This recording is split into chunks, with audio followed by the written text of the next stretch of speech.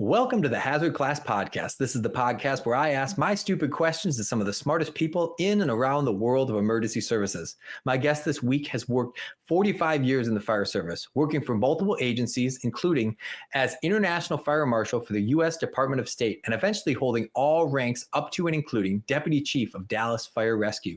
Since his retirement, he has had a successful public speaking career and serves as the presiding officer of the Firefighter Advisory Committee for the Texas Commission on Fire Protection, and assistant presiding officer for the Health and Wellness Committee.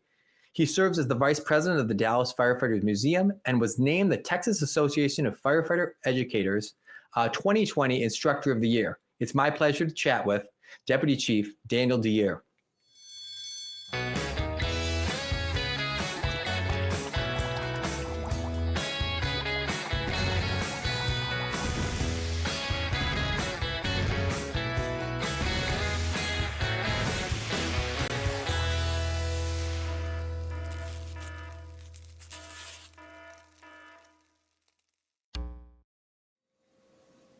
Chief DeYear, thank you for joining me.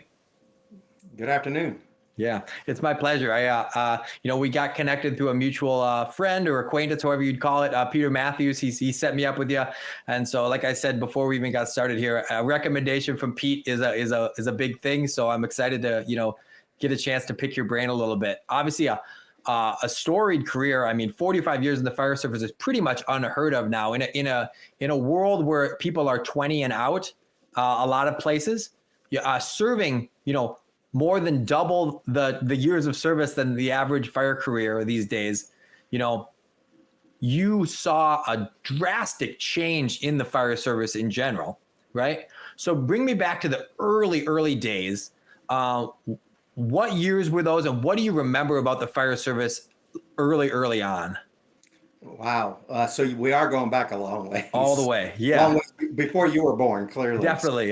Yeah. So interestingly enough, I'm originally from New York City. So I grew up in New York City in the Bronx during the war years in their department's history. Mm-hmm. But it seemed like I was around fires all the time. It just because anywhere you traveled in the Bronx in the 60s or 70s, you could almost always smell smoke or see fire trucks racing around. And I didn't live too far from where that area of the Bronx was pretty much ravaged. But we moved out of the city. We eventually bounced around on Long Island and then ended up in Rhode Island. And that's where I went to high school. Well, I was a big Boy Scout by then. And while I was trying to get my Eagle Scout designation, I was earning merit badges. And one of those merit badges was firemanship. So I went to the local volunteer firehouse and I had to do a report on fire safety and what firefighters did. And that was my indoctrination. I had nobody in the family that was in the fire service. I had one cousin who was an NYPD police officer in the Bronx, but that was as close as I had any relatives. And while I was doing the merit badge, I come to find out that at the age of 14, you could, which I was at the time, you could become a junior volunteer firefighter for the fire department. So it seemed interesting to me. I was playing a lot of sports in school, but back then there wasn't the internet, and if you weren't at school, you were with your friends or riding bikes. And by the time I got interested in thinking about what I was going to do, I was exposed to the fire service. So that kind of got me interested in it. Ironically, if you think about that time frame, EMS was still really new in the United States. Matter of fact, Paramedicine was only in a handful of cities in the country. But and my desire was clearly firefighting. I wanted to do firefighting, but it didn't take long before I realized, even back then, a lion's share of the work was EMS related. What we didn't have back then was the abuse of the system or people calling for every little thing. But it just seemed like it was inbred in me somehow or another. That you serve your community. I think the Boy Scouts helped do that. My parents, helped me focus on that. Not that I needed to be a firefighter, but that whatever it is I did in my life, I should be giving back to the community and serving others. And somehow or another, I developed that desire. So that's kind of what the world looked like back then. And to your point, everything has changed. Nothing looks the same. Our gear's different. The trucks are different. The stations are different. Everything's different. So in the Bronx at that point, obviously, the fire service is I guess I would imagine a tenuous place. It was a dangerous place. There's a lot of work to be done and stuff like that. What do your parents think about the idea of you being interested in the fire service in that climate? Well, I think at the time, because we were in a smaller community, it was a volunteer department. It wasn't a big city. I don't know. I don't recall them ever having doubts or fears. I think they did. Interestingly enough, of course, my parents are long gone, but the first maybe dozen fires I ever responded to, my dad drove me to them. I Oh, mean, wow. I didn't even have a driver's license. That's crazy.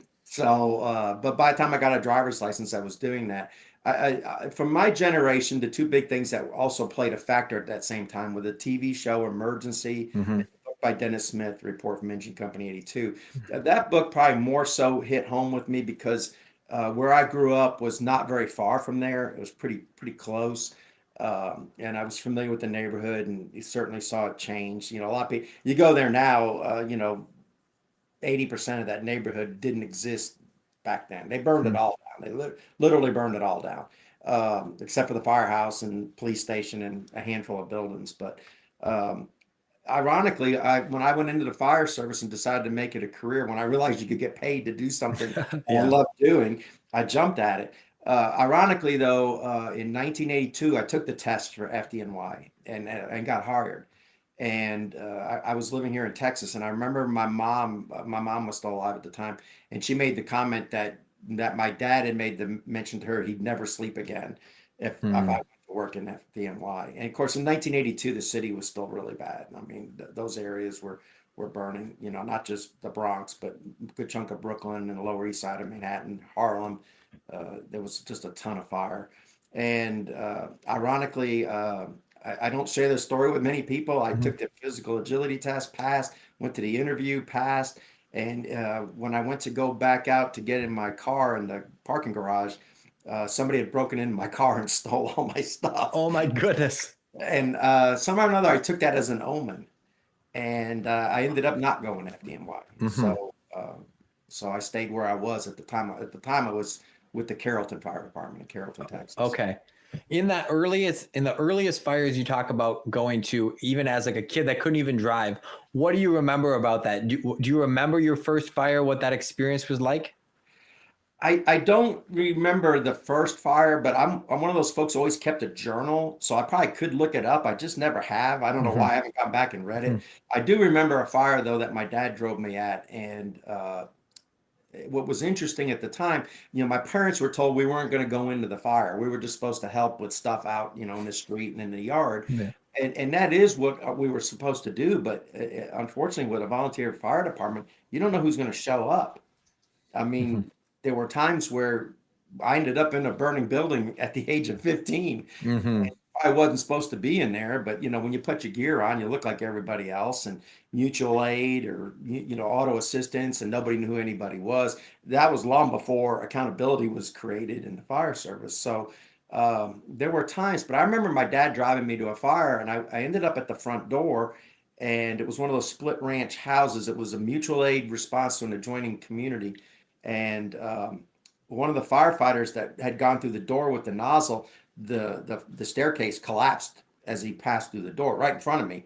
And there was a couple other firefighters that were there, and by the grace of God, we were able to kind of get a beam down to him that had collapsed, and he kind of shimmied up it, and we were able to pull him out of there. But I mean, that was Wow.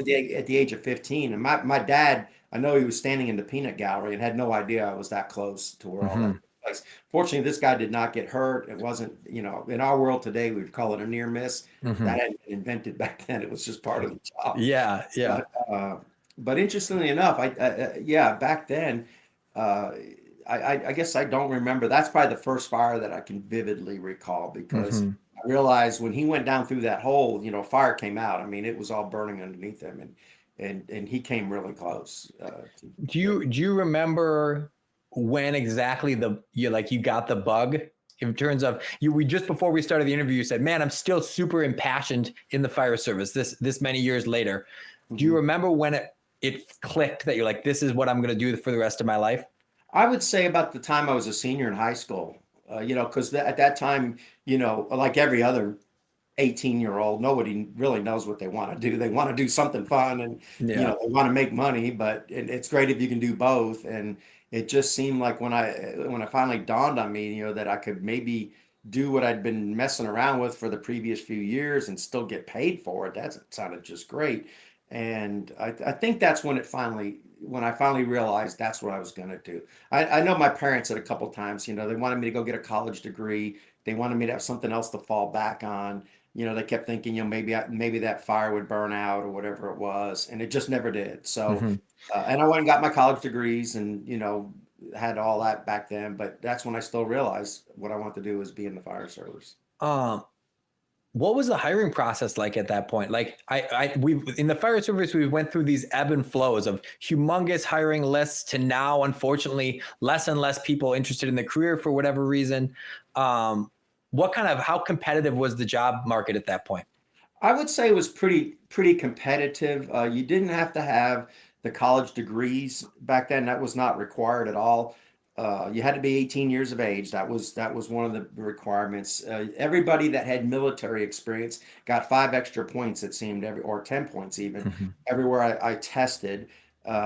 I didn't know, by the grace of God, I wrote good scores. Most of the tests back then were just general aptitude tests, like if this gear turns this way, which way does this gear turn? Mm-hmm. It was maps, and I always was able to read a map. I always know which direction I'm facing for some reason Yeah. on a compass. So just one of those people.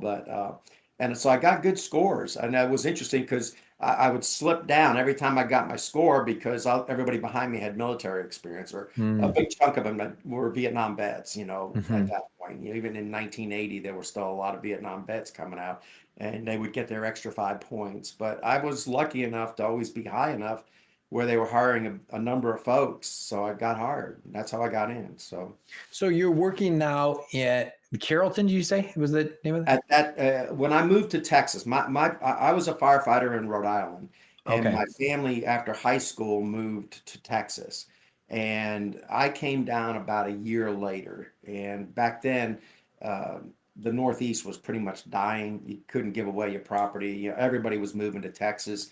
It was growing leaps and bounds. So my parents were here, and I had come down to visit them one time, and I took the test. I took I actually came down to take the test in the Plano Fire Department, Hmm. and I wrote a really good score. Matter of fact, I think I wrote the second highest score, but I dropped down to like number 12 because of those military points. Well, it turned out to be Plano was only hiring one at that moment, and Hmm. there was 400 or 500 people that probably showed up for the test, or it's hundreds of people, anyways. But somebody told me at the test that Carrollton was testing like 2 nights later, and I was still going to be in town. So I went over to Carrollton, and almost the same thing played out. I wrote a really good score, but then I fell with the military points. But Carrollton was hiring 12 people. And so I got the phone call to come to work for Carrollton. So I went back to Rhode Island and packed up all my stuff and moved to Texas and went to work for Carrollton. So that's And how I how got. long did you do there? I did about just shy of 10 years, about 9.5 years in Carrollton. And Had you promoted or were you still firefighting? I promoted to driver engineer. I was a paramedic by then. And then I got appointed to do a set of unique circumstances because I had helped teach. I had gotten my instructor certification and I was already teaching. And to this day, I still kind of wonder. I think it was just a mentor I had that saw something in me that kind of helped me. But they, I got injured in a fire, and I wasn't going to be off that long, but I was going to be off for a couple months. And they asked if I wanted to go into the fire marshal's office because it was a fire marshal slash public educator slash inspector slash public information officer. Yeah. So it was just a big staff job in the department. And I went into that position and then got all these other designations and certifications. And then a couple of years later, they were hiring a rookie school, and it was several area departments that were sent. It was called the Metro Crest Fire Academy, and the fire chief asked me if I wanted to be the training officer, which was literally a chief's rank job. So I became the training chief, but I didn't really have that title. I got paid for it. That was good. I got a huge pay raise for about 6 months, but Mhm. yeah, but when I was done, I went back to being a paramedic driver at the firehouse. But somehow or another, that helped my resume, and a position came available in, I don't know if it was Firehouse or Fire Engineering Magazine. I read an article about they were hiring international fire marshals with the U.S. Department of State, and I put my name in the hat, and some went and did an interview, and somehow or another got hired. And so I left the Carrollton Fire Department to do that.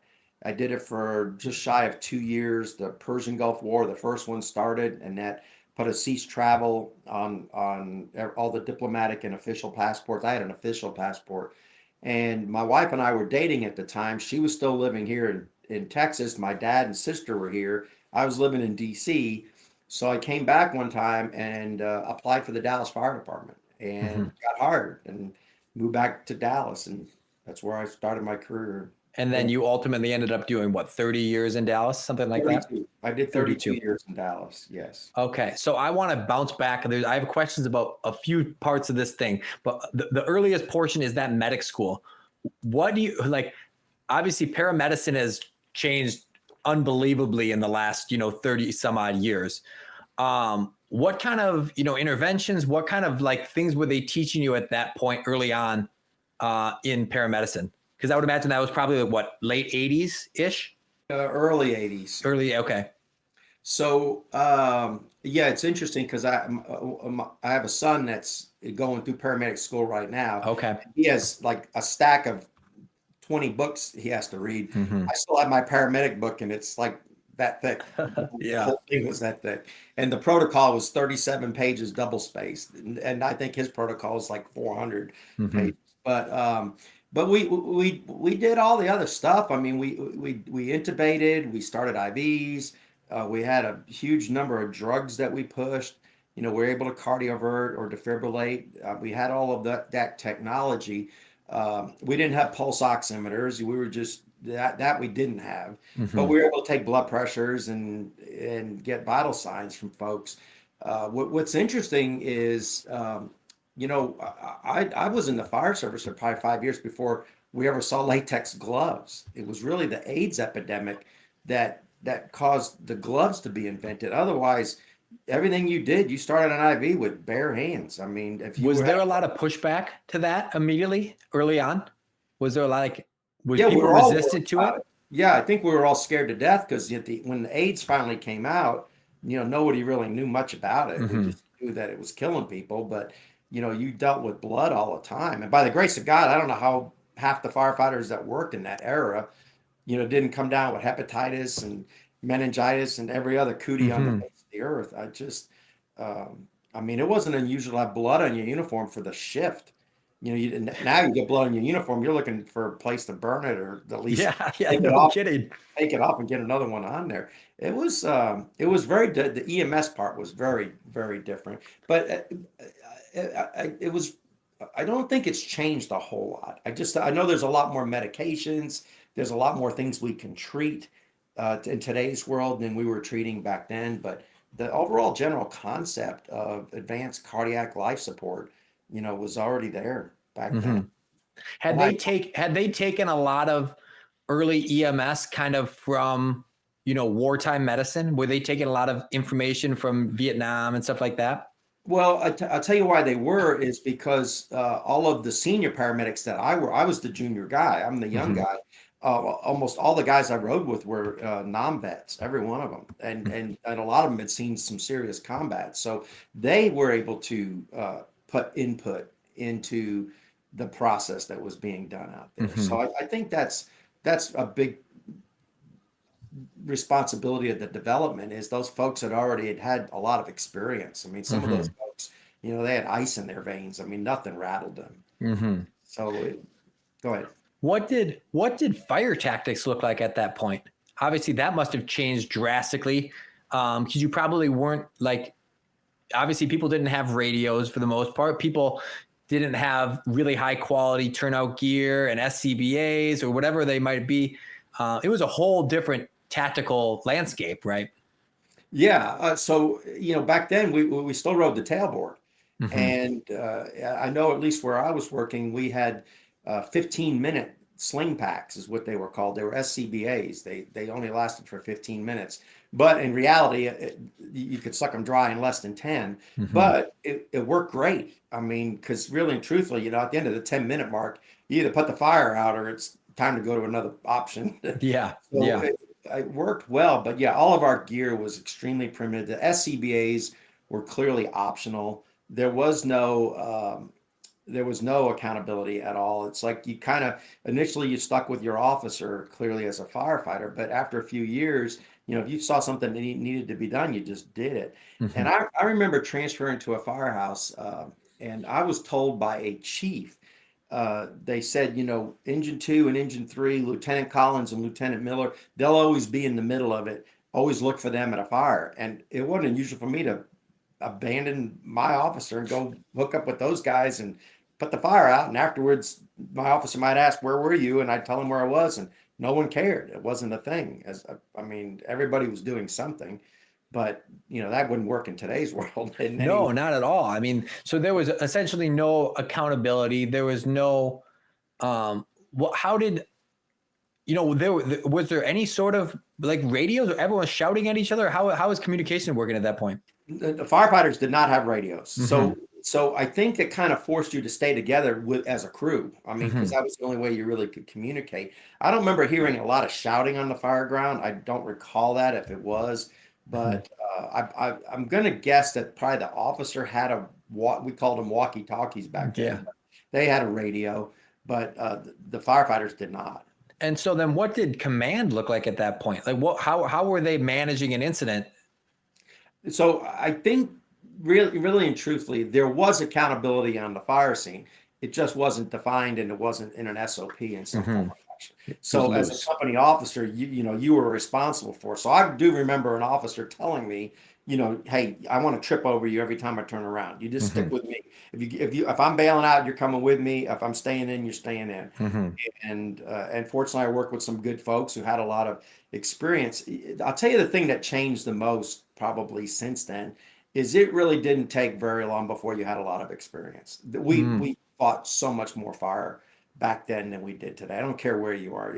Even a city the size of Carrollton or New York City, they're fighting a fraction of the fire today that they were back then. So you got experience pretty quick and you got to realize, what was safe. And of course, there was always a big emphasis on, understanding building construction. And back then it was called fire science. And, so you understood a little bit about it. It wasn't unusual for us to still get back on the rig and go back to a burned out building and do a critique, if you would. I don't recall if we used those names. Maybe we did. I don't recall that we did, and it was just to kind of see what we could have done better and what we got lucky at, or, everything burned differently back then too. I mean, everything changed. I mean, I think the three biggest things that changed in my career was the invention of smoke detectors, because they weren't around in the late 70s and early 80s.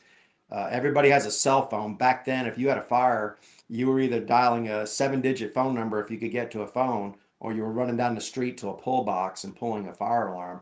And back then, and even in the early 80s, even to the late 80s, it seemed like everybody smoked. So our smoking fires were exponentially more frequent. I know smoking is still the biggest cause of fire fatalities in this country, but back then, 10 times the number of people smoked. So that's why the numbers of deaths were higher back then than today, even though the United States has grown. It pretty much has doubled in size since I started in the fire service, but our deaths are down. So I think those are the three things. I remember as a rookie going around all day long emptying the ashtrays at the firehouse. And everybody smoked. They'd put their cigarettes out in the mashed potatoes or the gravy or eggs. They'd be smoking at the table. And I was the only guy that didn't smoke. I never smoked. So So then you go from that position where you are working in the fire marshal's office. Now you're working for, the Department of State. And that, I assume there's a level of prestige, obviously, with that position. You're traveling around the world, doing these, functionally working as a fire inspector. Is that kind of what you're doing? You're inspecting buildings for safety and code and stuff like that? Or what's that position entail? So real quick, so let's take the embassy in London, England, for example. It's not property of England and it's not property of London. It's property of the United States. So it's foreign property. So if in the United States, we would just assume because we owned the building that they would follow the US fire code, not the Great Britain fire code. Well, that was an assumption. They weren't doing that. Of course, they were building the embassies more and more like fortresses, so it was really difficult to even escape if there was ever a fire. And they had several incidents that happened in the late 70s and then the early 80s. And then by the time the late 80s came around, we had a number of deaths. First of all, there was a fire at the Moscow embassy, and the fire department that showed up came in and turned out to be, they were all KGB agents, and Oh my goodness, of they were course. stealing the computers and stealing all the data. So the mindset now of the government is they would rather have all that stuff destroyed than to get it in the hands of the wrong people. Well, so in the 80s, mid to late 80s, they created this division of the State Department, and it was to bring seasoned firefighters in, and they would do three things. They would do fire inspections of the property. They would teach fire safety classes, but you didn't just have the American citizens working at the embassy. You had the foreign service nationals, the people locally that worked at the embassy from that whatever country or city you were in.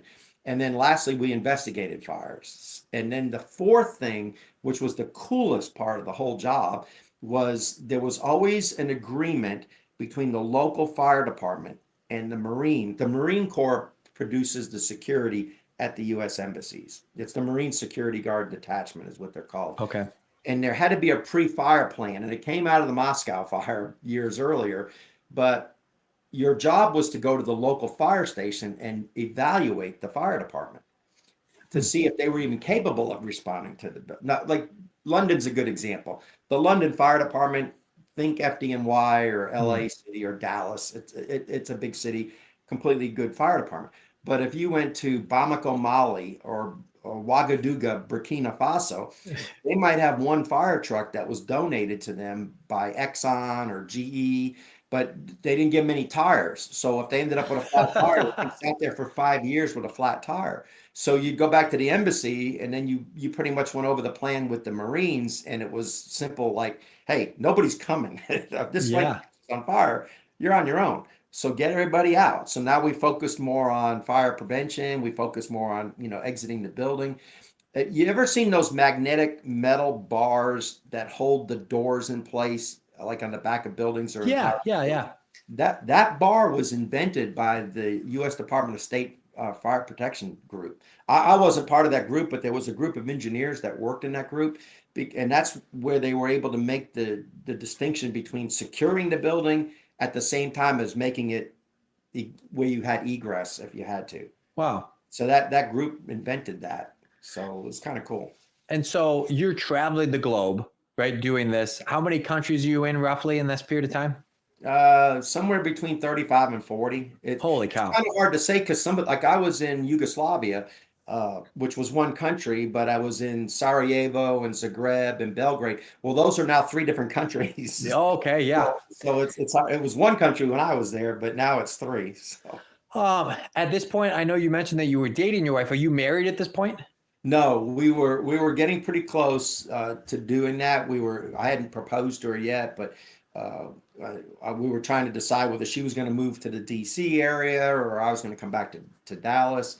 And we made the decision. I was here. I still owned a house here. Okay. And my dad was still alive. My sister was here, and she had just gotten married. So we decided I'd go back to Dallas, which was a hard decision because I went all the way back to the beginning. I was a rookie in rookie school.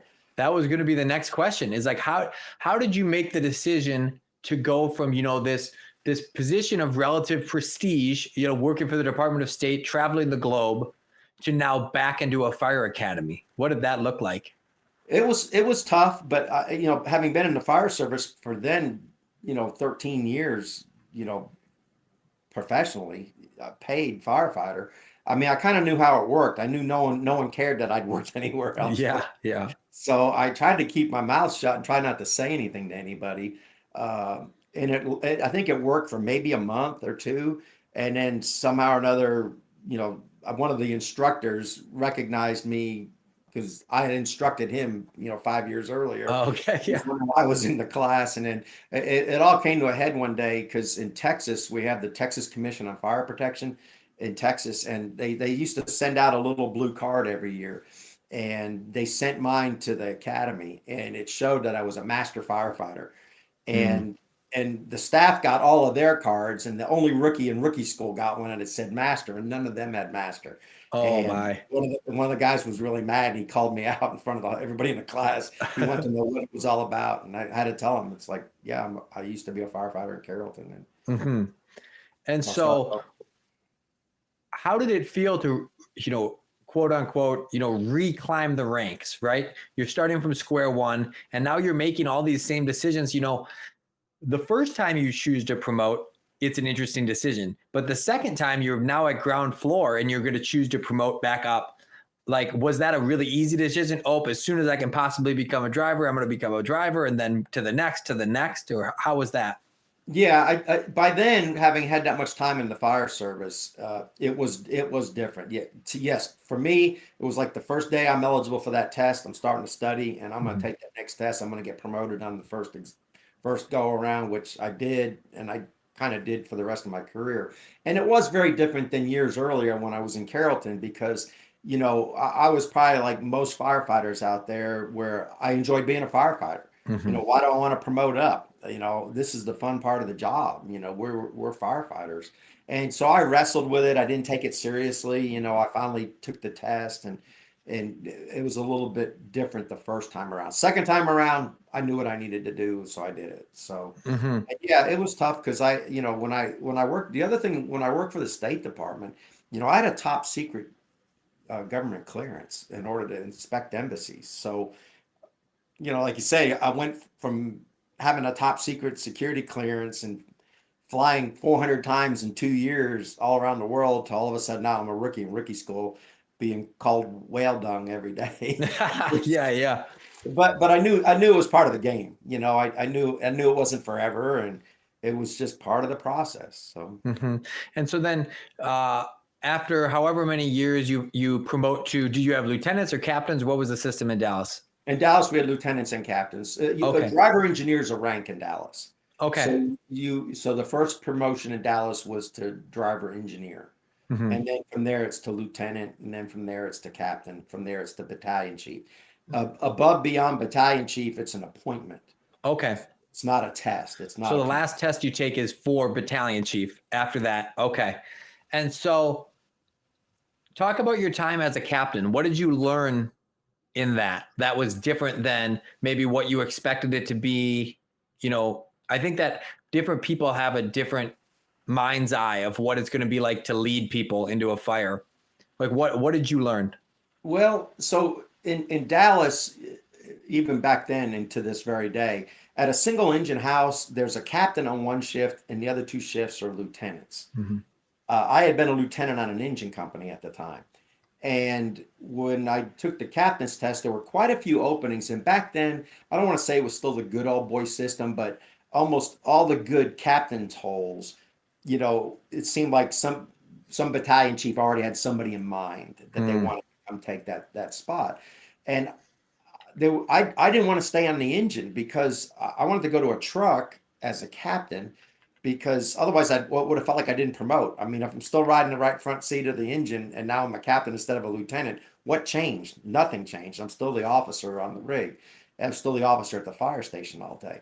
So I was hoping to go to a truck company is what I wanted to do as a captain. Well, I saw all the key spots. First of all, there weren't that many truck captain spots available because all the senior guys that were on engines went to trucks. Back then, the trucks were significantly slower than the engines were. Not so much today, but back then they were significantly slower. And I ended up, I wrote a score that obviously I passed. I can't remember where I was. I was somewhere maybe in the top 50. On the written score, but then you had to do the assessment center. And I knew the assessment center was 67% of your grade. So I wasn't too worried about my written score. I was waiting for the assessment center. And when I did the assessment center, I wrote number 2. So I shot all the way up. I was right at the very top. I wasn't number 1, but I was close to the top of the list. So I had a good pick. I could have gotten to one of those truck companies, but everybody I talked to had somebody else in mind. They were like, well, we're hoping to get so-and-so over here. So I looked and about that time, my kids were of age where, they were now in school and they were involved in extracurricular activities. And the fire academy position was open. It was the fire academy commander in Dallas is a captain's rank. And nobody wanted it. Nobody wanted to go to staff. And I already had taught a rookie school. So I knew what the job kind of entailed. and I was a master fire instructor. So I decided, you know what, I'm going to use this big trump card being at the top of the list. I'm going to pick Fire Academy Commander. And I was going to go into staff, which was good for my family. And so I did. And so I got it back into the training academy, and I was there for, I guess I was there for 4 years as the academy commander. And then I went back out to the field as a captain on a truck. I did finally get my truck spot as a captain. And then from there, I promoted to battalion chief. So like in that role, I always try to squeeze this morsel out of people, which is what makes a good captain or a company level officer? So I think that job has evolved in my career. Back then, back in my day, it was always the officer. We were like serving the officer. You know, if the officer touched a broom, you know, we were over there taking it away from them. They were supposed to. And I don't want to say we were kissing their rear end, but, you know, we were always trying to get Cap a cup of coffee or fix his plate for dinner and all that. And now in today's world, we've kind of evolved where that company officer role, your job is to serve the crew. That you serve your members. I don't think I really saw it that way back then. The other thing, because I teach a company officer symposium, and we talk about this very subject on all 2.5 days that we're doing the class. Somehow or another, this question still comes up.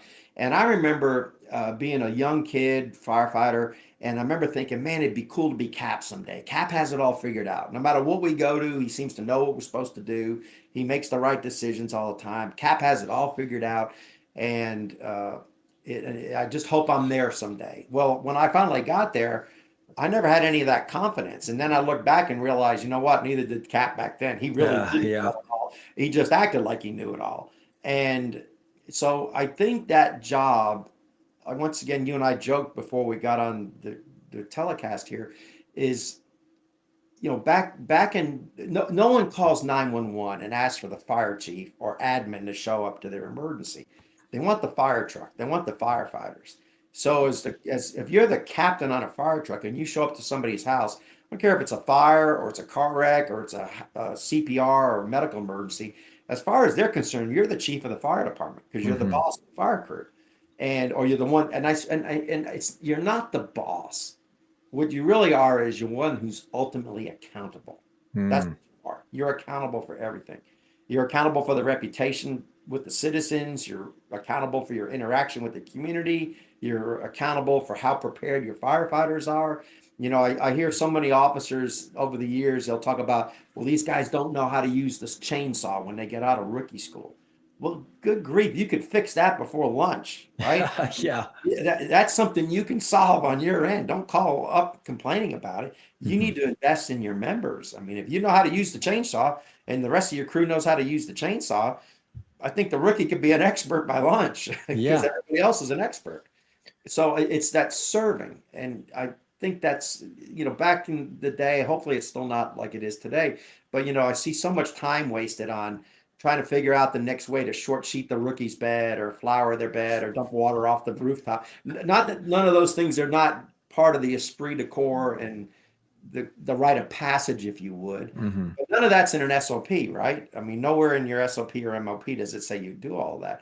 And I've heard some other folks in the fire service who do a lot of public speaking and talk about, you know, every moment you spend doing that stuff is moments you could have spent investing in that rookie to make sure they know how to do their job, to be proficient in their SCBA or their PPE, or to understand fire science or building construction or just what it is that we do.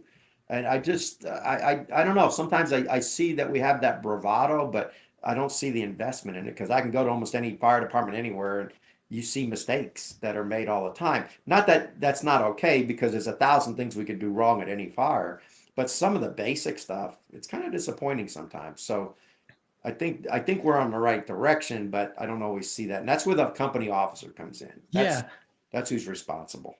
Sometimes, you know, I've had the question posed to me, which is like, you know, if you could wave a magic wand and give some expert level skills to a firefighter to make them the best, what would those tangible skills be that you would want to invest the most amount of time in to be proficient?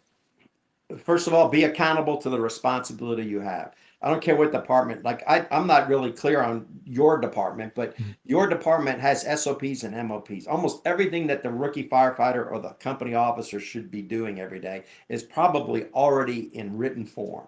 Mhm. If everybody did what was in written form, everything would probably work just fine. Mhm. Now, the human element of it, like, is it every minute of the day, or what about this situation, or what happens if the officer's off and the senior guy's riding up, or the driver engineer's riding up as officer, but we use those excuses to deviate from the responsibility we have. We all have a responsibility.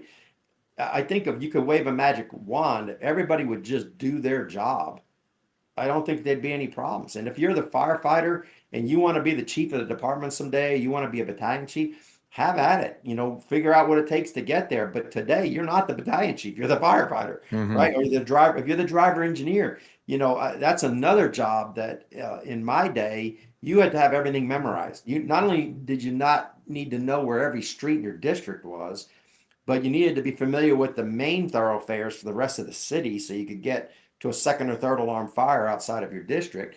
You were supposed to know where the hydrants were. You were supposed to know where the block numbers split. And now I see a generation that's relying on basically a computer that tell them how to get there. Mhm. And I know in Dallas here a couple of years ago, we had a ransomware attack that kind of shut down the computer system. And that's when they realized nobody knew their district. They were relying on their cell phones, or they were relying on that MDC that was going to tell them how to get to their run. Yeah, and when you think about that kind of accountability to um, do your job and understand your role, where does that come from? Is that from the bottom up, or from the top down, or from the company officer? Or who holds the burden to hold people accountable to do their job and know what their job is? I actually think it's all the above. So I don't know if you know Candace Ashby. She and I are teaching a class here in 2 months I don't know if for I do. TEEX.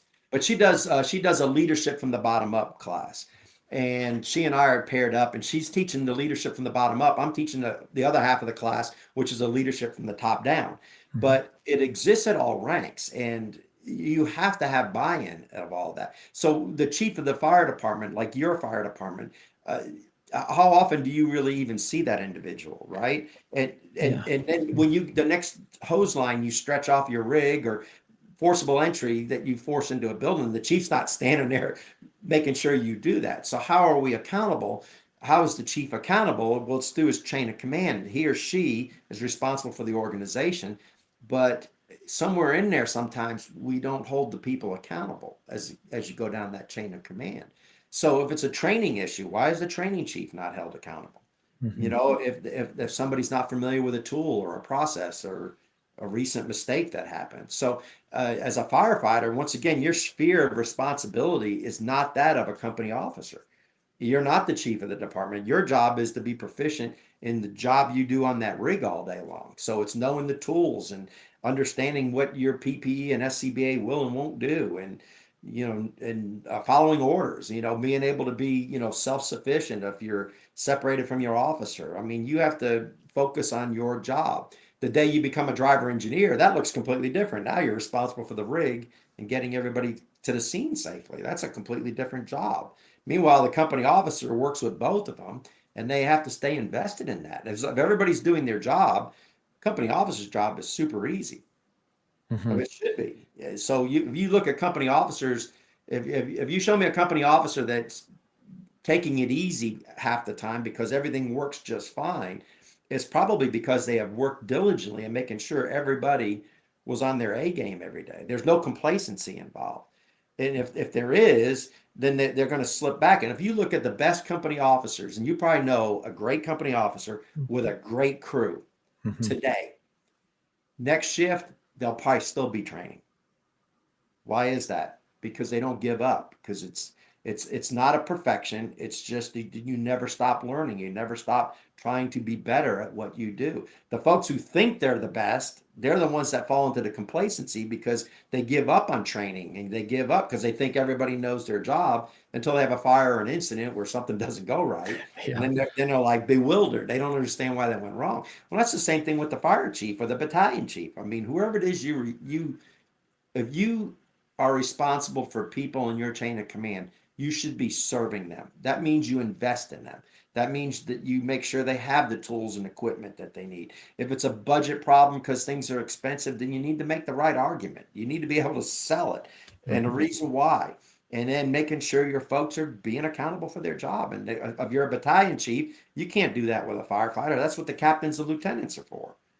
I mean, I joke because people would ask me at a multiple alarm fire, they say, how do you supervise 150 people at a multiple alarm, 5-alarm fire in Dallas? It's like, it's easy. I'm only supervising 4 people, 4 battalion chiefs. They're responsible for everything else. And it just trickles down. So it's the span of control. But at the company officer level, you have the company. I mean, that's who people are calling 911 for.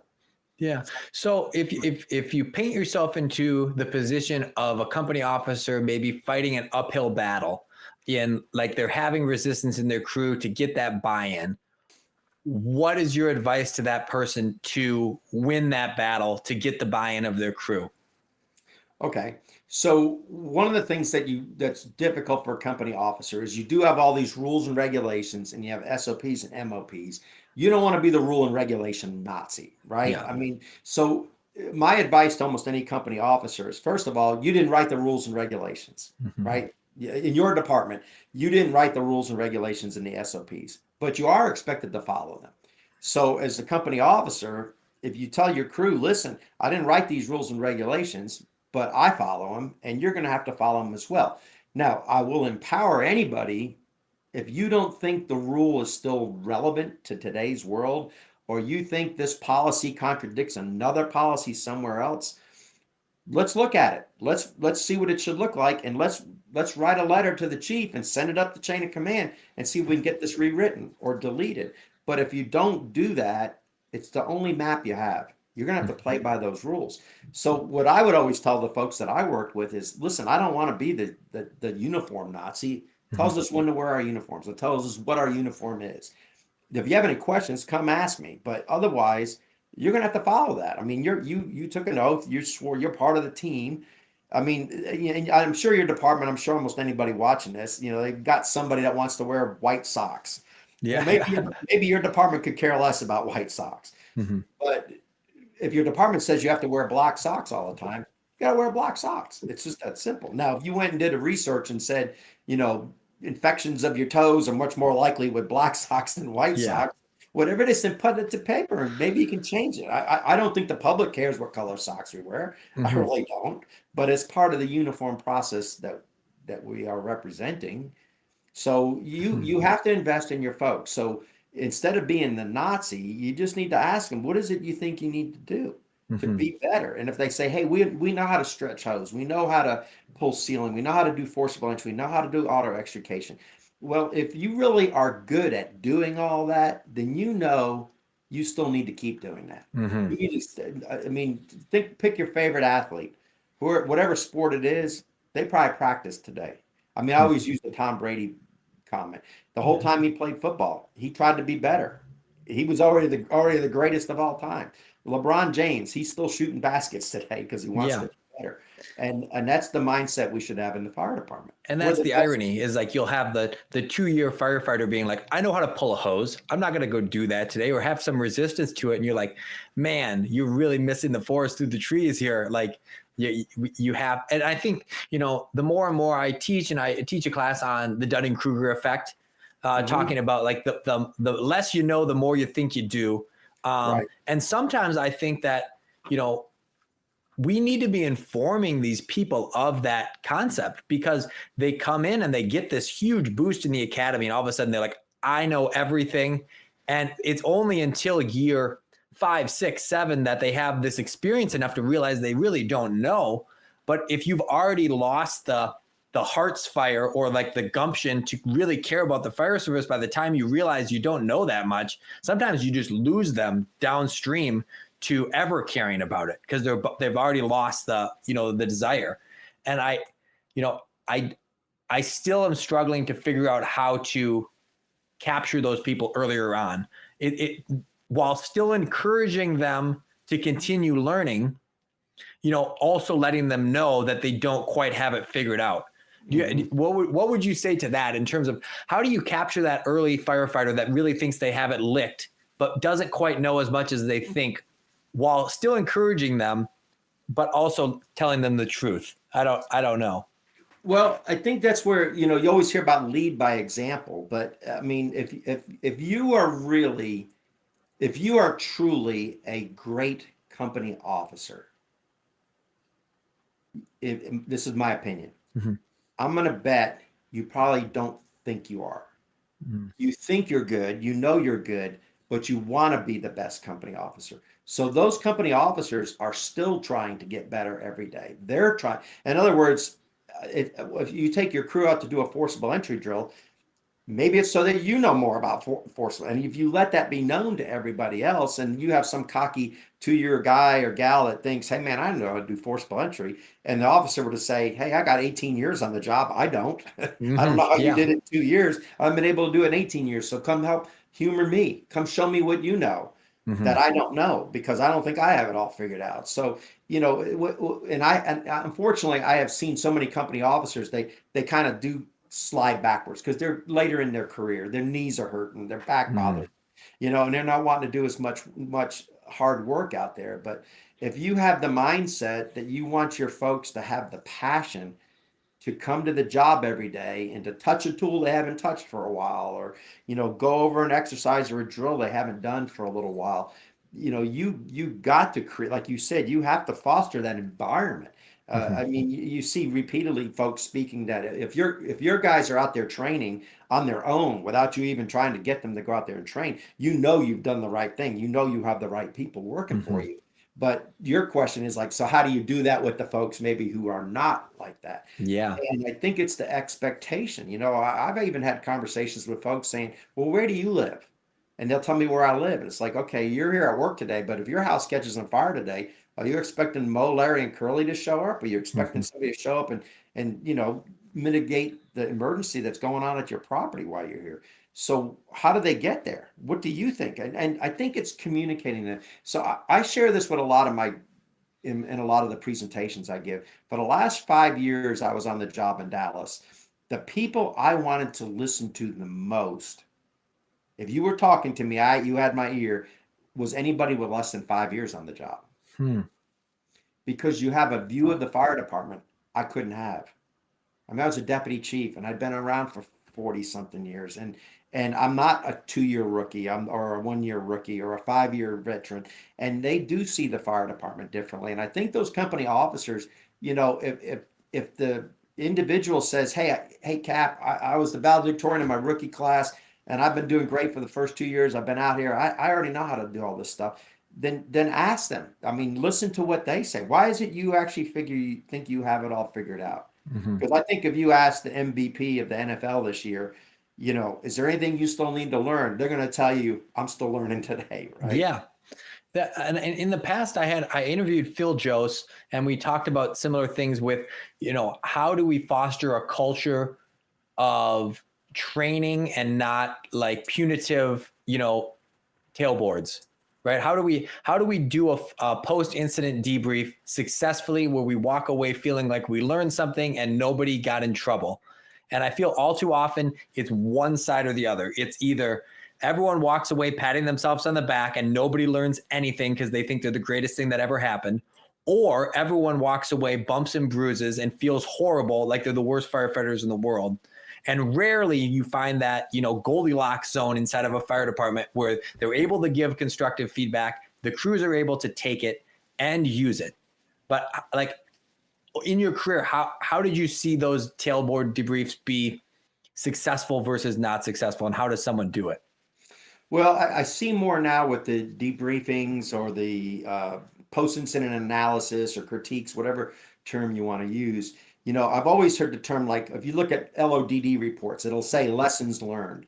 And I have to bite my tongue when I see that, because there's no lesson. It should say lessons to be learned. Because you wrote a report doesn't mean anybody learned a lesson, right? So it's lessons to be learned, but there's also lessons to reaffirm what we did, right? So what did we do right? And like I mentioned a few minutes ago, you pick any incident you go to, there's 1,000 opportunities to make a mistake. And truthfully, we probably get it right 99% of the time, every single time. The things that went wrong is just a handful of things. Meanwhile, there was 500 other things that we did just right.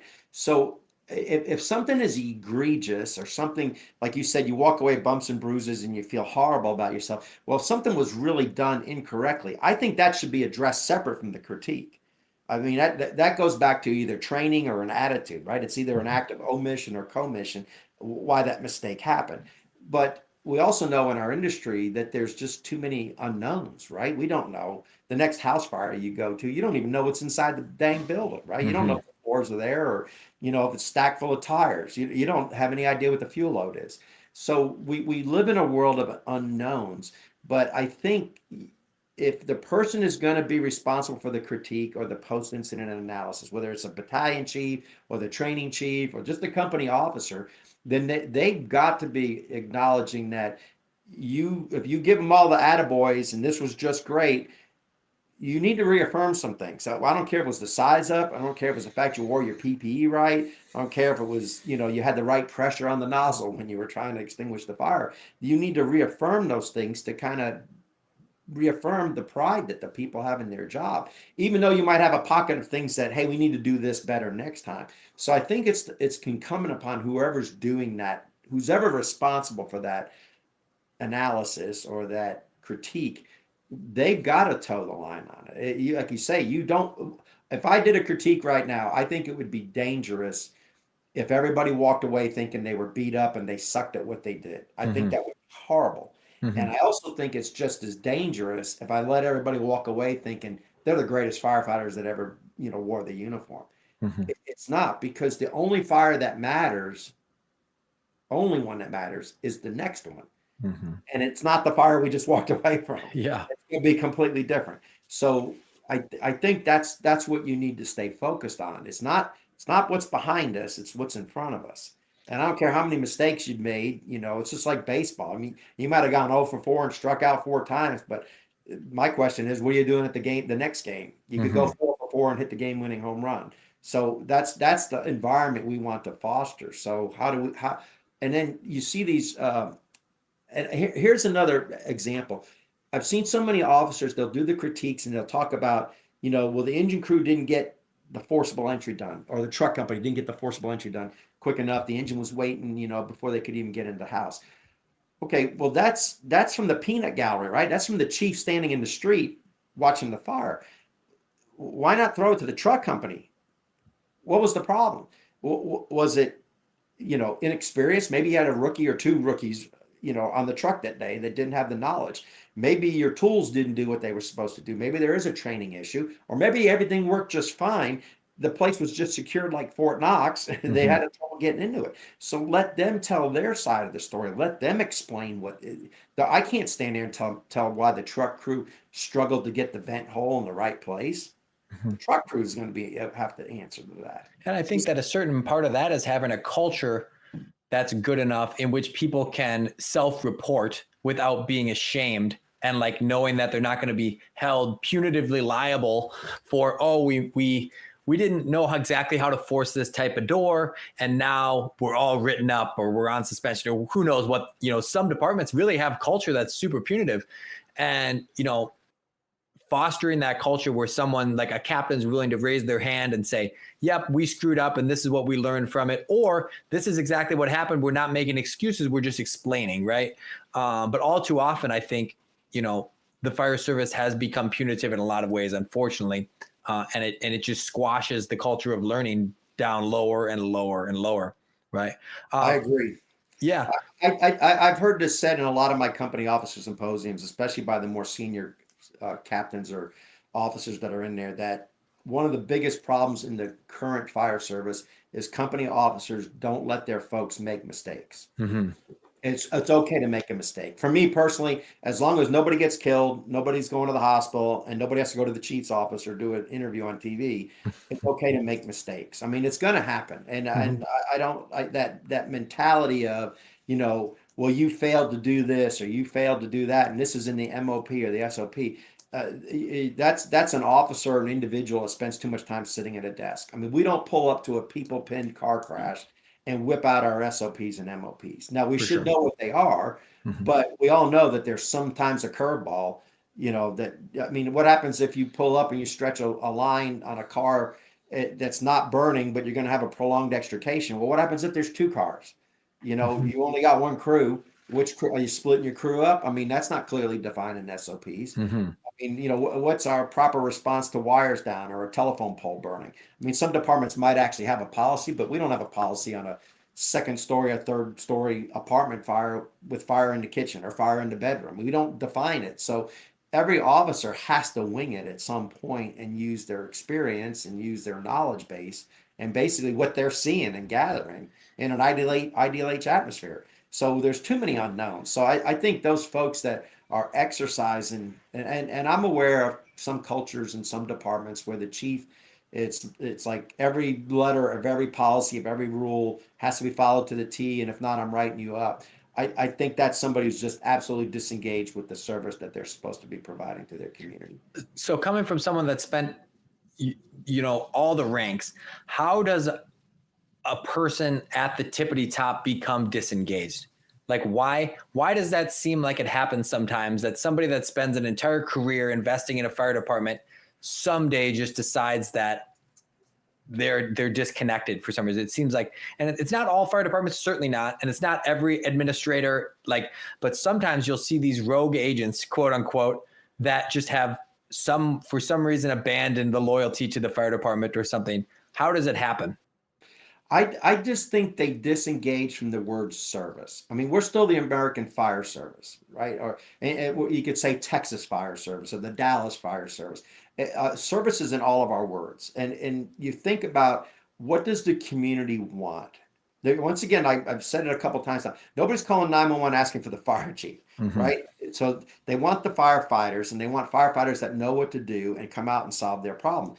It can't happen without somebody being ultimately responsible for the organization, and that sits with the fire chief. But the fire chief has got to be serving downward at all time. And if you show me a training division that's kind of weak, or an investigation division is weak, or operations division that's weak, why is that? Why is the chief not holding the assistant chiefs or the deputy chiefs accountable for that? And once again, then you go down to that level. Now you're I was a deputy chief in Dallas. I had the 1st, 5th, 6th, 8th, and 9th battalions that I was responsible for. It was 30 firehouses and hundreds of firefighters. And I couldn't supervise all of them. I supervised those 5 battalion chiefs. That was it.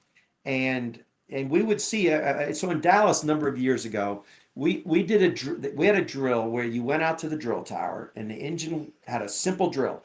They were supposed to pull up to a fire hydrant, establish a water supply, stretch a cross lay off the rig, and knock a cone off of a pylon, another pylon that was sitting out there in the field. That was the exercise. Of course, everybody was like, this is the stupidest thing on the face of the earth, right? We all know how to do this. Well, I think the first week they were out there, one of our rock star engine crews, I mean, they're probably one of the top engine companies in the entire city. They think they're number one in the city. Their attitude, mentality is, they went out there, and for some reason, their driver engineer had trouble with the keystone getting water, and locked up and did not drop the tank water.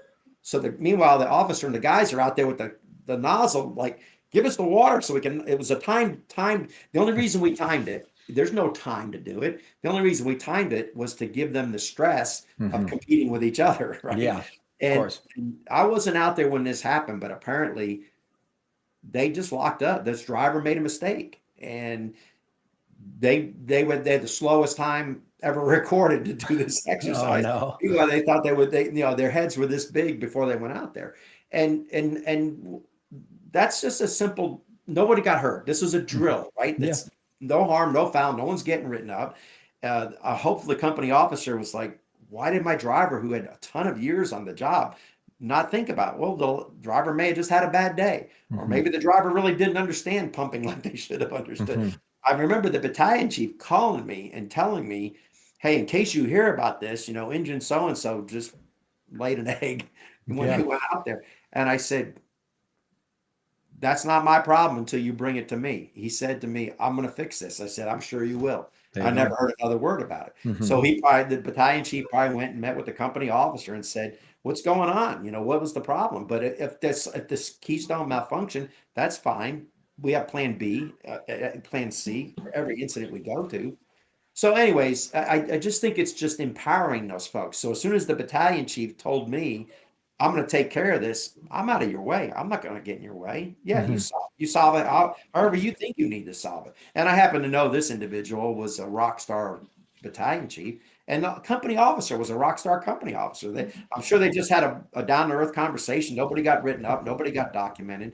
But I think it's a good example for the rest of the department that no matter how good you think you are, you're really not. You can get knocked off that throne in a heartbeat. So you should still be drilling every day. You still should be training every day, especially in anything you haven't done in a while.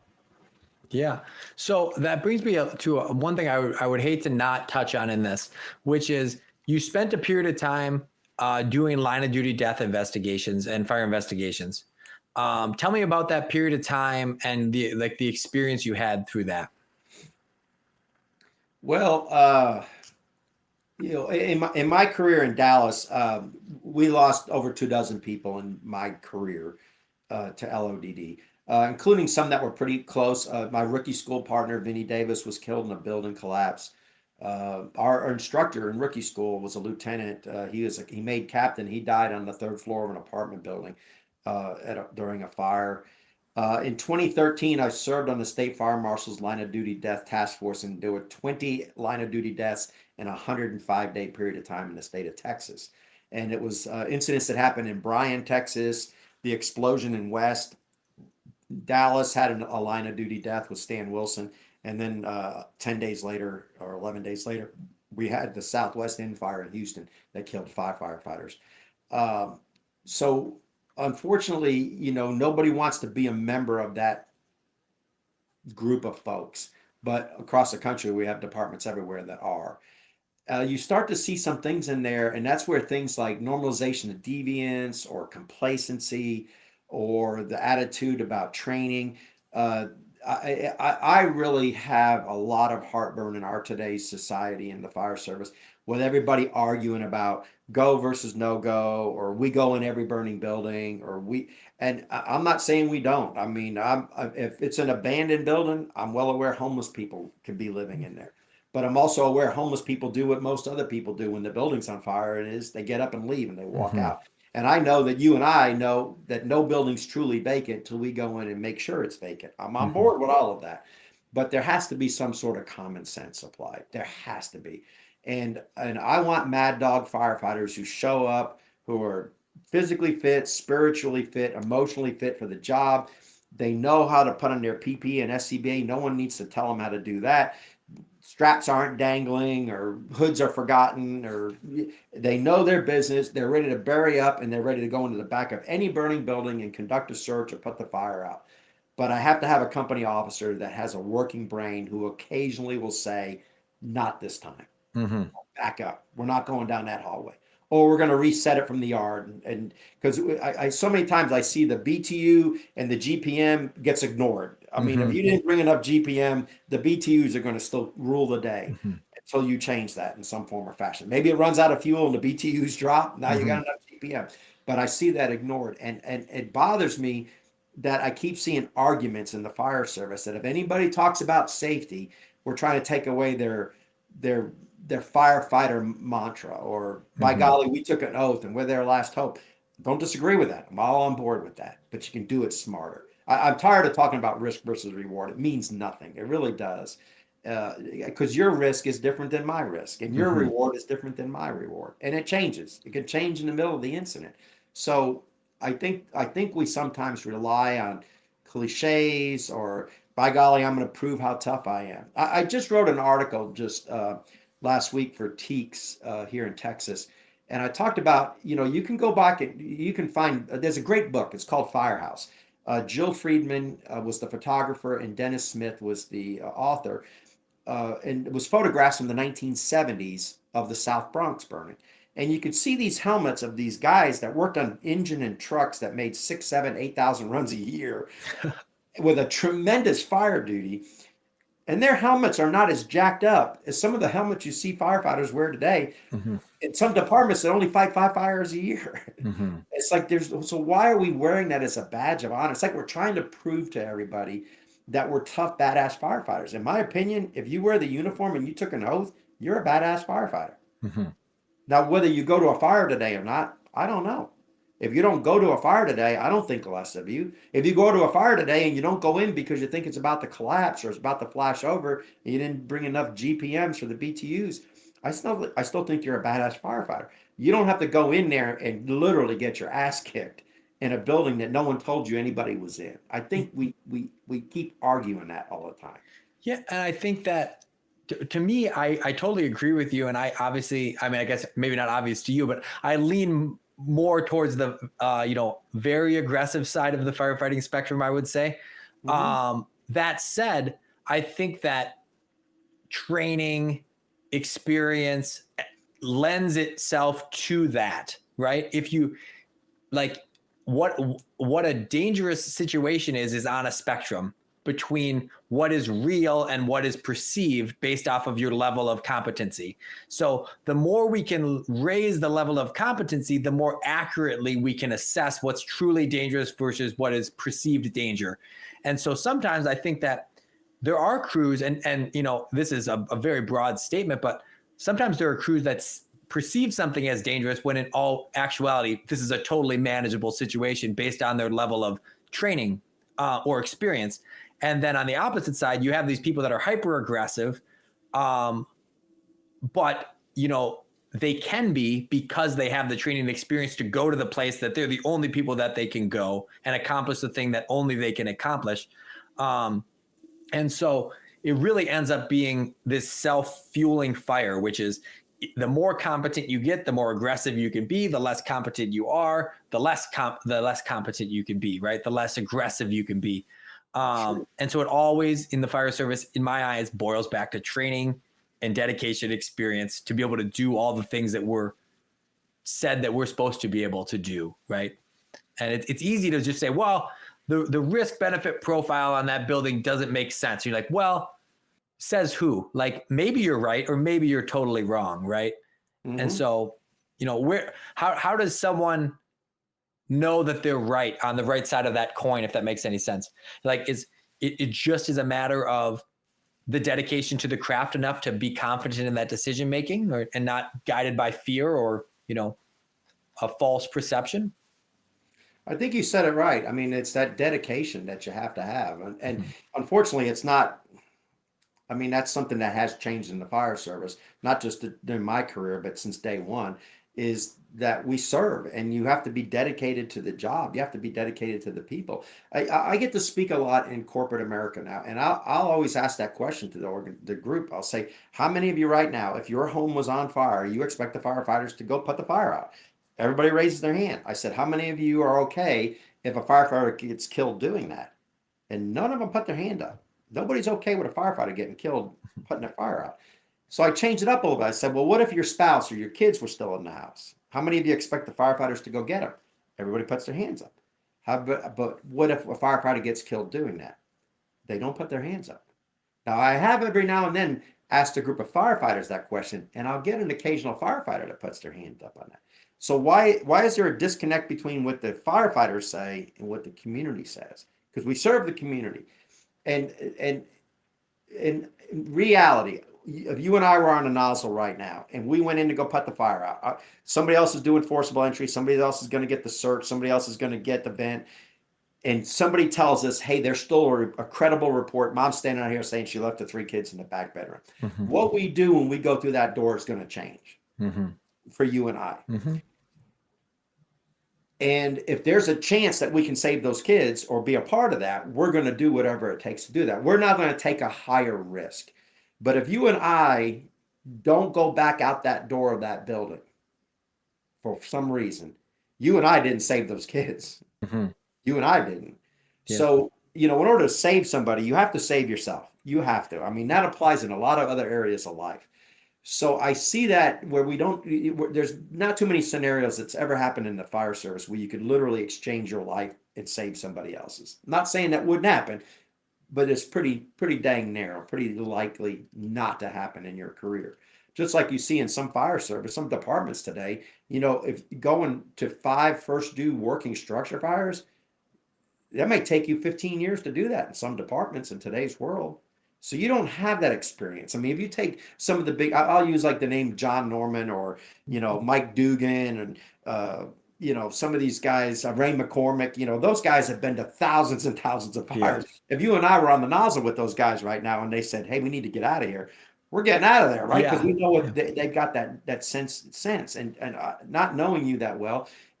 If you've been around doing this a long time, there is a sense. If you say, hey, I have a bad feeling about this, let's back up. I'm not going to argue with you, because I've found that to be a very true, whatever it is, whether it's your guardian angel or just a sense you have that this isn't going the way you thought it was going to go. We back up for our own safety. Or if you say, hey, we're good to go a little farther, same scenario, either way. But that's all using your brain. It's all critical thinking. And it's not just the bravado of, hey, man, the deeper I go in here, the more jacked up my helmet's going to look. That's dangerous. That's somebody I don't want to be with.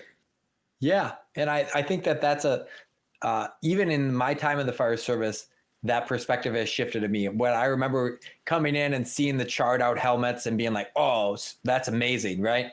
And, if it happens because something changes and it's, I guess it's not shameful, but if it's happening due to, unneeded circumstances, right? You were standing when you should have been kneeling and now you toasted your helmet, right?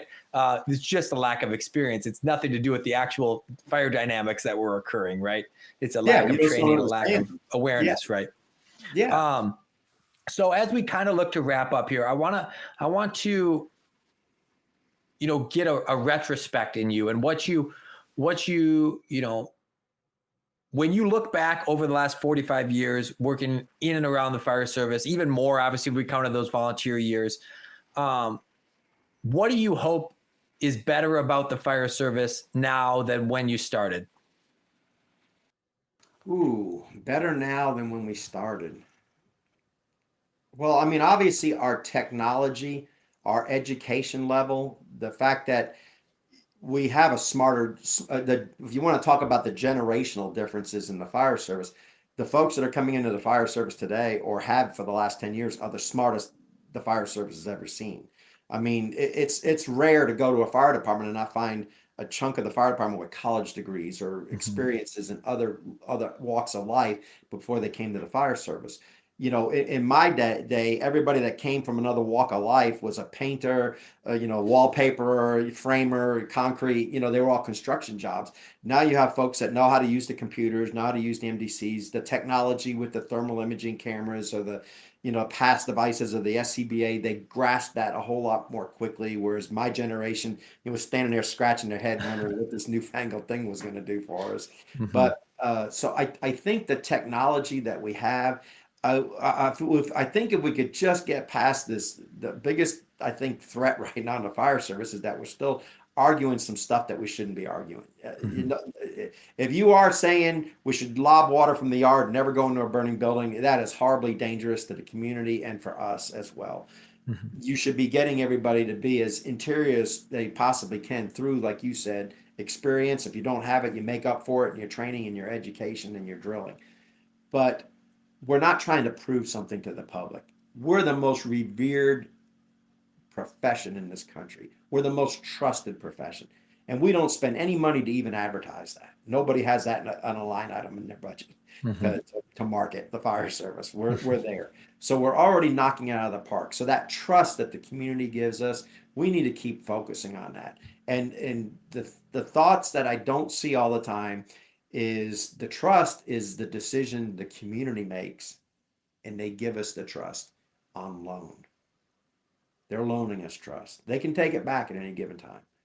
So I think the positive thing that has moved on is my generation to think that the men, of course, back then it was almost all men. All of my mentors were men when I came on the job. But when I came in the fire service, the women were coming into the fire service then. But all of those old heads back then, they couldn't intubate somebody if they had to. They couldn't start an IV if they had to. They wouldn't know what to do with a thermal imaging camera, and they wouldn't know what to do with the MDC.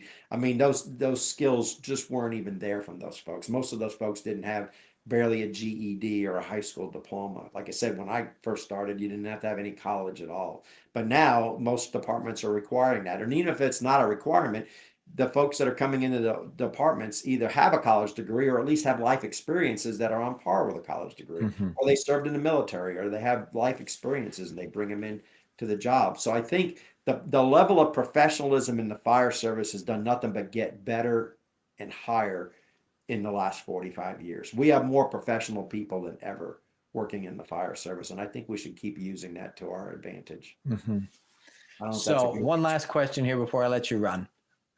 In retrospect, what are you most proud of accomplishing in your career? One of them would be that I never lost anybody in my chain of command ever, even though I was around a lot of death. So I never lost anybody. I came close one day to one, but I never lost anybody in my chain of command. And I guess I'm probably most proud of wherever I was, I always stayed focused on training. So I know I made an impact on a lot of other individuals who are still in the fire service. And I feel like that's my motivation today. So I still do speak and teach a lot. And I'd like to think that, when I walk away from a department or I walk away from a conference and I've given a presentation, that maybe somebody somewhere down the road, something I said might make a difference in their lives. And then maybe they'll pay it forward to somebody else. So in Dallas, for example, some of the folks that are in the Chiefs ranks on this very day in Dallas were rookies when I was the academy commander, and I was making a difference in their lives when they didn't know anything. And now here they are 20, 30 years later, and they're making a difference in the fire department. So I think that's what I'm most proud of, that I'm conscious of the fact that I do have a direct link with some of the history of the fire service that's still moving forward in today's world. So before I let you go here, let the people know where they can find you, where they can see anything you wrote or any resources to, find where you're speaking, stuff like that, or get in touch with you if you want to have you come out speak. Okay, so I do have a website. It's chiefdeyear.com. My email is pretty simple. It's chiefdeyear@gmail.com. I do write quite a bit. I'm in the process of writing a lot currently. Matter of fact, this month's November issue of Fire Engineering magazine has an article in there I wrote on MRI machines and first response. It was based off of an incident that happened in Longview, Texas, recently, but it also talks about safety around MRI machines that a lot of folks might not be aware of. I wrote an article last spring in Fire Engineering. In April, they published an article about, I think it was titled Instant City. It's about Taylor, Texas, where they have an 11 million square foot building Samsung is building, and they have 8 members on duty at 2 fire stations responding to that site with 10,000 construction workers. So I have an art. So I got a couple other articles that'll be coming out here in the next few months. I'm speaking at the TEACS Leadership Symposium in January down in San Marcos for anybody in Texas or near Texas. I'm speaking at FDIC. I'm doing a 4-hour line of duty death cultural class in April. And I also do teach the company officer symposium. So I've been teaching them in Texas for the last 10 years. I've now got a couple of them scheduled for out of state. So if anybody's looking to host a company officer symposium, it's a 2.5-day class. We talk about everything but tactics and strategy. It's you can't be a chief officer. You have to be a captain or a lieutenant or a firefighter or driver engineer who's aspiring to be an officer or on the list or rides up. So I teach those classes. My next big class locally, I'm speaking December 1st in Louisville. Louisville does an annual training program up there. I'm doing the keynote that morning, and then I'm sitting on the roundtable panel in the afternoon. But anybody in the Dallas-Fort Worth area that sees this, that's a local program you don't want to miss in Louisville on December 1st. So Awesome. contact the Louisville Fire Department. Well, Chief, thank you for the time. I appreciate that. The years of experience are not without a lot of knowledge. So I'm appreciative that I can soak up some of it for the time we got to spend together. And I'm really appreciative of the service and the career and your willingness to pass it along. Well, Jake, I appreciate you. I appreciate what you're doing. You make a difference in the fire service. And I think that's what we all should be striving for. That's where my passion is. So Awesome. Thank you very much. no, thank you. You have a good day. Yeah.